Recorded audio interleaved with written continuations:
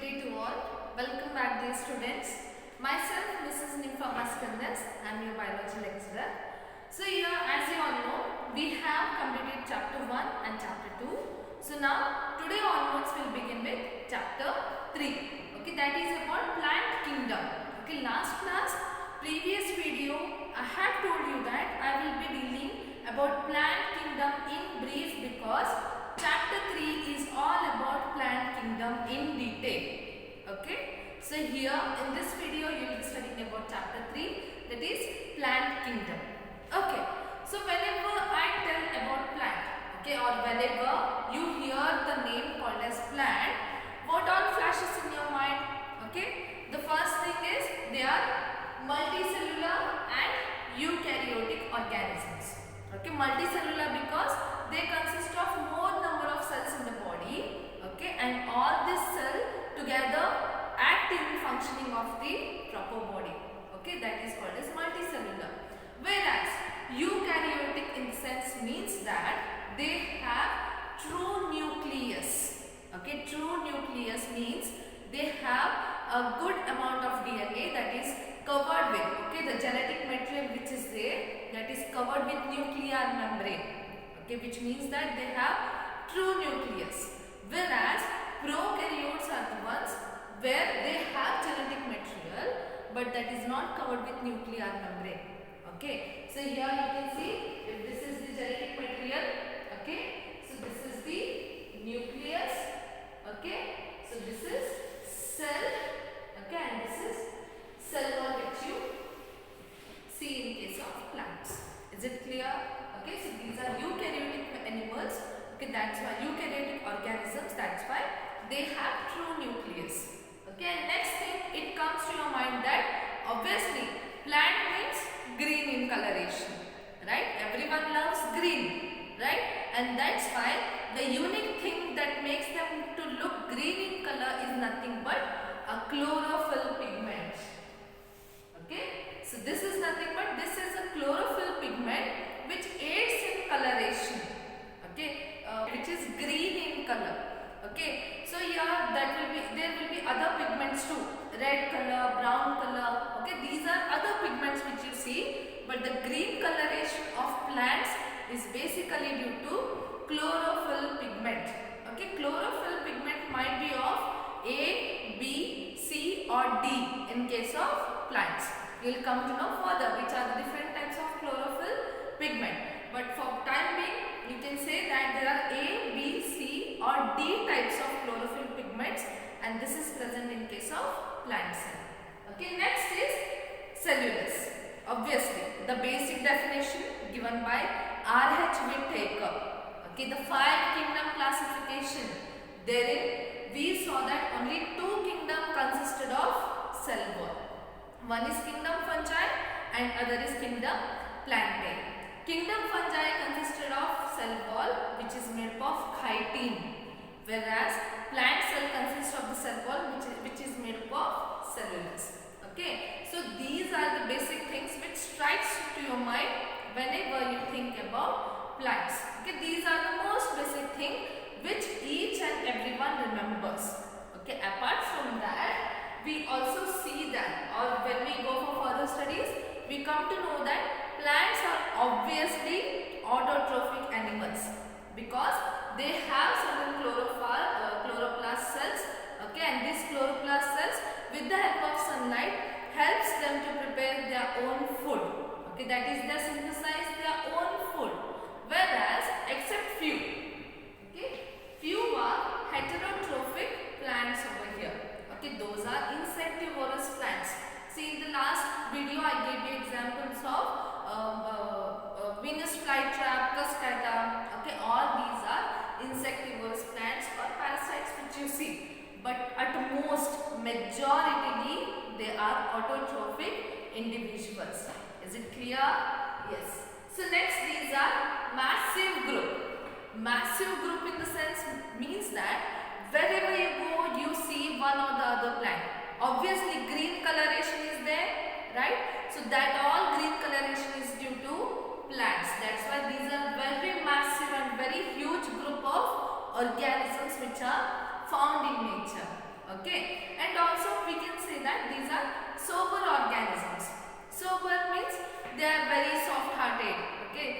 they are very, like, what do you say, soft-hearted. They are very kind organisms. Okay, that's why they are called as sober organisms, because just take an example at your home. Okay, you have some garden. Okay, if not also, just you can imagine, if you have a garden, what you do, for this week you keep one plant on the right side and you are not at all like sure. Okay, and you just take that plant and keep it somewhere else. What you do? Do the plants fight with you? No, we want the same place which we were there. No, right? That's why we call them as sober organisms. Whereas when it comes for animals, can you do the same thing? Can you bring a carnivore animal at your home and tell them to sit here over here at your home? Do they listen to you? No, right? That's why these are the only organisms which are known to be sober organisms, and that's why they have massive group. Okay, massive group in the sense means that they are widely distributed. Okay, that's why they are called as massive group of organisms. Okay, so these are all the basic things which each and every one of us know. Okay, now let us look into further which are the different divisions of plant kingdom. Okay, so while moving to divisions, let me remind you of certain taxonomic categories from chapter 1. Okay, taxonomic categories consist of certain taxa. Taxa are nothing but a unit of classification. Taxa or taxon. Okay, I'll write it over here.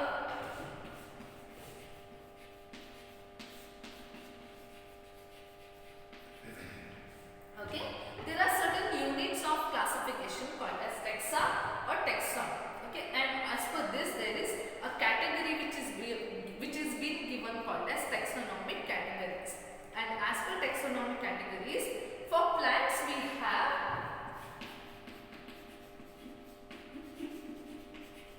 kingdom,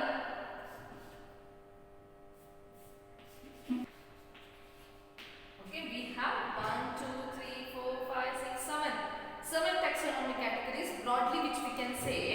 Okay, and these taxonomic categories are nothing but kingdom, division. Okay, for animals it will be phylum, kingdom, division, class, order, family, genus and species. Okay, but right now we are dealing with plant kingdom. Okay, kingdom itself is plant, it is very vast, and then division are 5 divisions. Okay, one is algae, bryophyta, pteridophyta, gymnosperms and angiosperms. Okay, these are the 5 major divisions which you find in case of kingdom plantae. Okay, so now as per your syllabus for the current PU board, okay, you have to study about only 4 divisions. Okay, luckily the last division, that is about angiosperm, is taken out of your syllabus for this academic year. Is it clear? So you people are very lucky because you have to remember only these 4 kingdoms. Okay, but knowledge wise I can just tell you what angiosperms are. Okay, I'll just tell what angiosperms are, but I will not be dealing in detail about angiosperms. Is it clear? Yes. So now we'll move to the next part, that is about classification. Okay, so now let's move to the next part, that is called as classification. Okay, so as you all know, classification is most important because there are as you all know, plant kingdom is very massive and very huge. Obviously it will be a kind of problem to remember all those organisms, right? So that's why we have done a system of classification. Okay, classification over here actually helps you to remember certain organisms in a very easier and convenient manner. Okay, that's why we have 2 system classification for plants. Okay, one is artificial system and other is natural system of classification. Okay, in case of artificial system, we know that artificial is nothing but that is apart from natural, right? So artificial system over here consists of only the outermost morphological characters. Okay, so here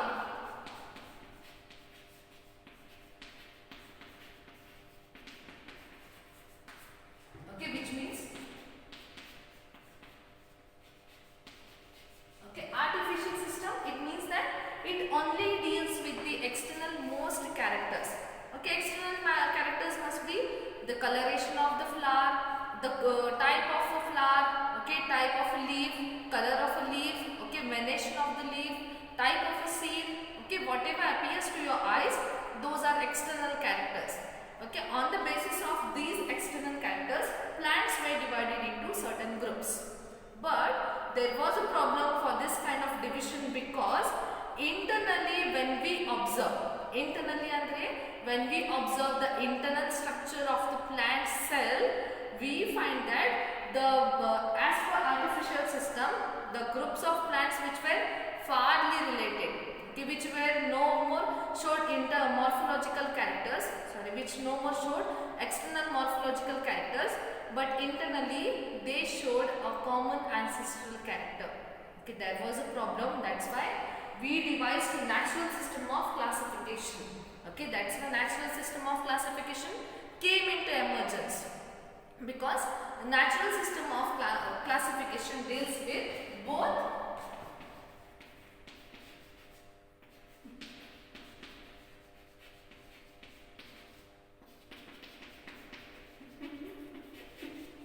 internal as well as external characteristics, and by this we can say that it is the most suitable classification method for plants because we just cannot determine an organism on the basis of morphological characters, right? We nowhere resemble to any of the organism.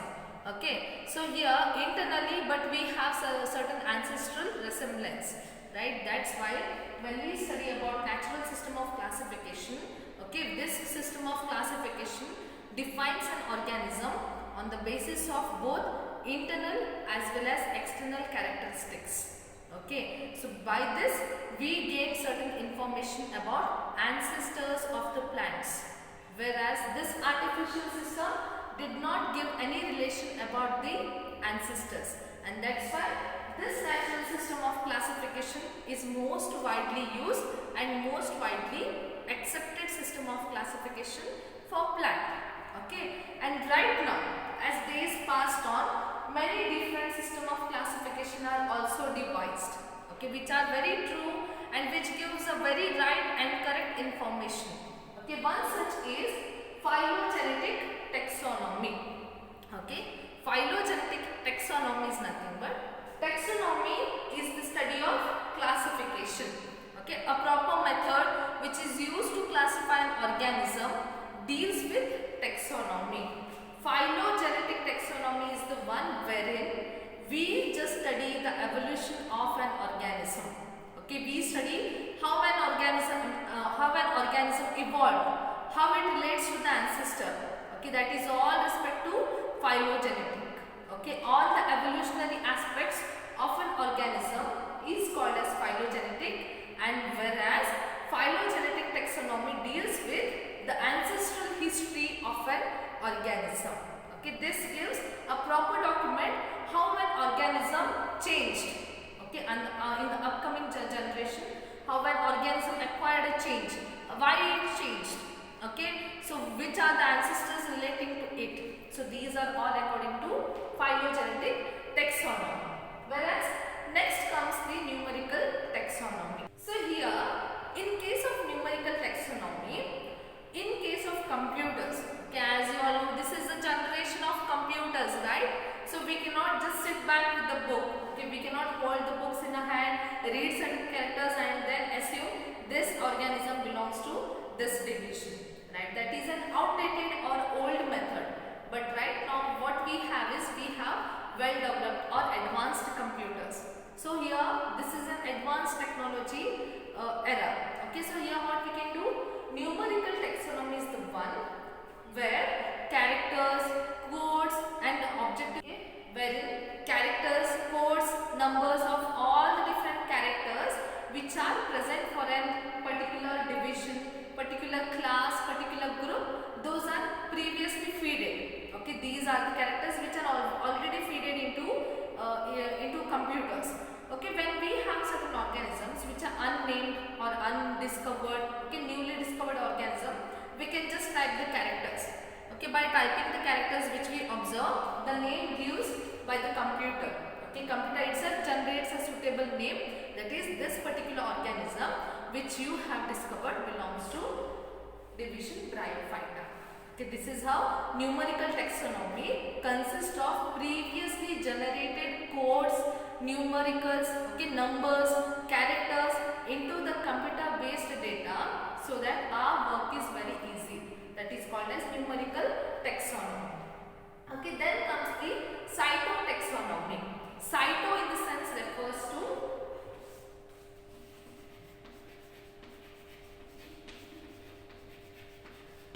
chromosomes. Okay, cyto refers to chromosome, taxonomy refers to classification system.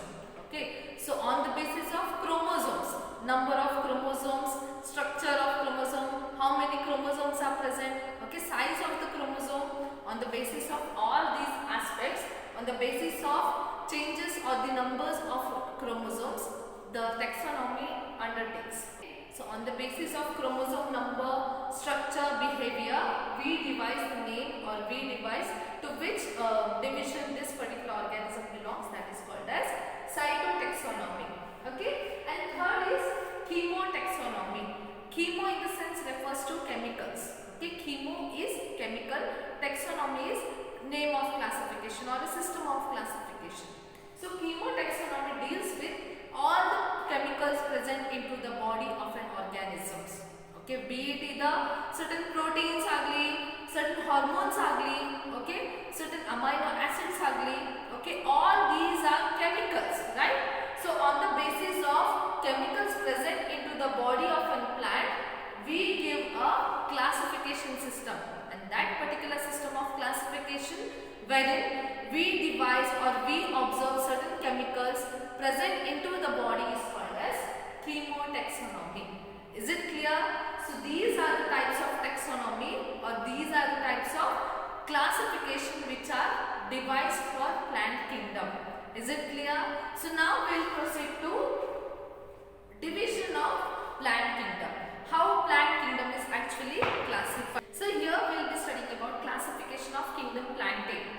Okay, here I guess I'll give you certain information wherein it will be very helpful for you to remember the entire classification of kingdom Plantae up to classes. Okay, so entire classification of kingdom Plantae up to division. Is it clear? So here while coming back to classification, kingdom Plantae is divided into two groups. One is cryptogams and other is phanerogams. Okay, one is cryptogams and other is phanerogams. So crypto is over here. Okay, I'll first tell you the meaning of the words and then you can understand the terms of them. Okay, crypto is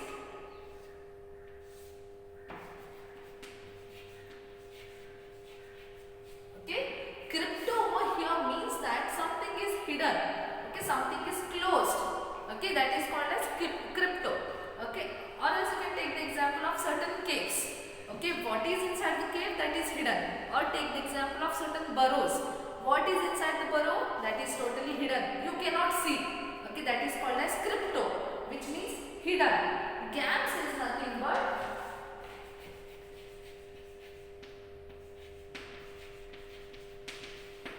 marriage.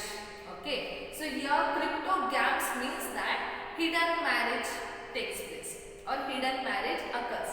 And then coming back to phanerogams, we can see that phanero means visible. Okay, we can see with the bare eyes, that is visible. And gams is nothing but marriage. Okay, so here you can say that cryptogams is nothing but that is hidden marriage. Phanerogams is nothing but that is visible marriage. Okay, marriage which is hidden, that is called as cryptogams. Marriage which we can see through our bare eyes, that is phanerogams. Okay, so here hidden marriage in case of plants. How it is possible, right? So hidden marriage in case of plants is nothing but here reproduction. Okay, plants are word heluvaga. Obviously whenever I say plant, the structure of flower comes to your mind, right? Flower bartada, seeds bartada, right? So that is according to plant. Plant ಅಂತ ಹೇಳಿದ ಕೂಡಲೇ flower ಮತ್ತು seed bartada. But when I say about reproduction in case of plants, okay, reproduction occurs in case of flowers, that is visible to our eyes. Okay, it consists of androecium, gynoecium. Okay, so here reproduction takes place. Okay, and soon after reproduction, seeds are formed. Okay, and soon after these seeds, okay, fruits, everything we can see with our bare eyes. So that is about phanerogams. Whereas in case of cryptogams, nothing such like flowers, seeds, fruits are seen. Instead, spores are seen.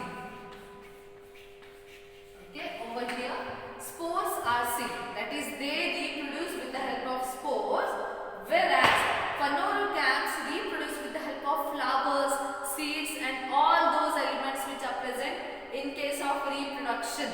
Okay, but here cryptogams also reproduce, but their marriages are hidden, which means they generate spores which are not visible to our naked eyes.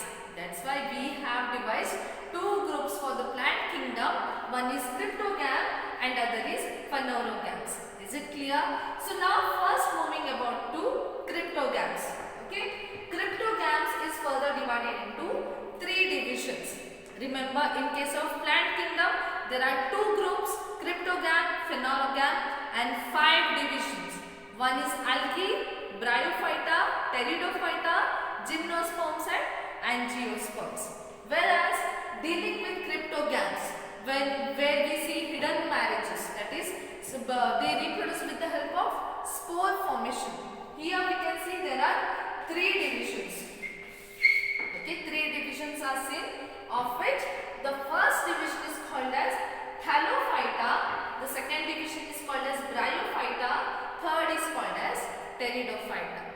Thallophyta can also be called as algae.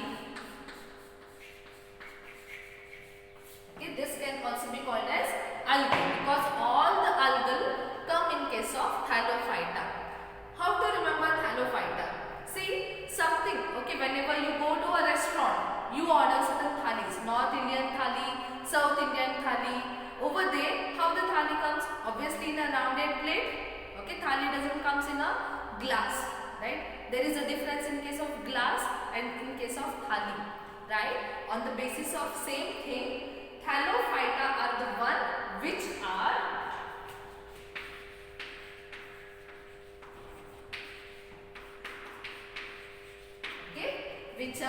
round and flat. Okay, round and flat organisms are nothing but those are algae. Okay, so all the algae come in case of thallophyta. Is it clear? Yes. So now moving to next, bryophyta. Whenever we say the word bryophyta, mosses must come to your mind. Okay, mosses are nothing but, I'll show you the picture. Apart from that, mosses are the ones, whenever you visit an old or else certain buildings or churches or mosque which is not in regular use by humans, okay, which is left over by humans for many years, and during that period, have you observed the stones of those buildings? Okay, it is covered by certain green elements. Okay, those greenery which covers certain old buildings or old stones, those are called as mosses. Okay, so mosses belongs to bryophyta. Is it clear? And next comes pteridophyta. Here I can say the word called as ferns. Okay, all the ferns which come into this universe fall under the division pteridophyta. So all these 3 divisions, thallophyta consisting algae, bryophyta, pteridophyta have the hidden marriages, which means they reproduce by